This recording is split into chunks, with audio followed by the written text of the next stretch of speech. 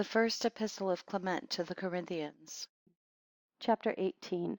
Clement therefore exhorts them to do everything orderly in the church, as the only way to please God. Foolish and unwise men, who have neither prudence nor learning, may mock and deride us, being willing to set up themselves in their own conceits.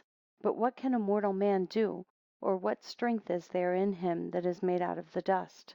For it is written, there was no shape before mine eyes, only I heard a sound and a voice. For what? Shall man be pure before the Lord? Shall he be blameless in his works? Behold, he trusteth not in his servants, and his angels he chargeth with folly. Yes, the heaven is not clean in his sight, how much less they that dwell in houses of clay, of which also we ourselves were made. He smote them as a moth, and from morning even unto the evening they endure not, because they were not able to help themselves, they perished. He breathed upon them, and they died, because they had no wisdom. Call now, if there be any that will answer thee, and to which of the angels wilt thou look? For wrath killeth the foolish man, and envy slayeth him that is in error. I have seen the foolish taking root, but lo, their habitation was presently consumed. Their children were far from safety, they perished at the gates of those who were lesser than themselves, and there was no man to help them. For what was prepared for them the righteous did eat, and they shall not be delivered from evil. Seeing then these things are manifest unto us, it will behoove us to take care that looking into the depths of divine knowledge, we do all things in order, whatsoever our Lord has commanded us to do. And particularly that we perform our offerings and services to God at their appointed seasons.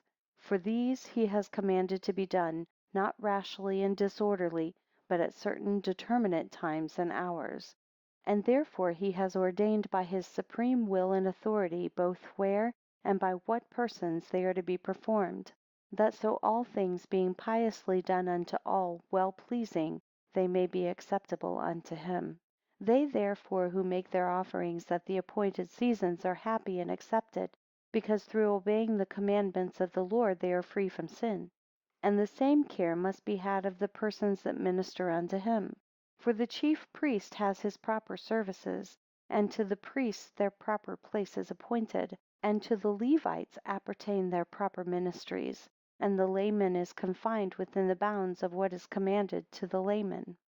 Let every one of you therefore, brethren, bless God in his proper station, with a good conscience, and with all gravity, not exceeding the rule of his service that is appointed to him. The daily sacrifices are not offered everywhere, nor the peace offerings, nor the sacrifices appointed for sins and transgressions, but only at Jerusalem, nor in any place there, but only at the altar before the temple, that which is offered being first diligently examined by the high priest, and the other minister we before mentioned.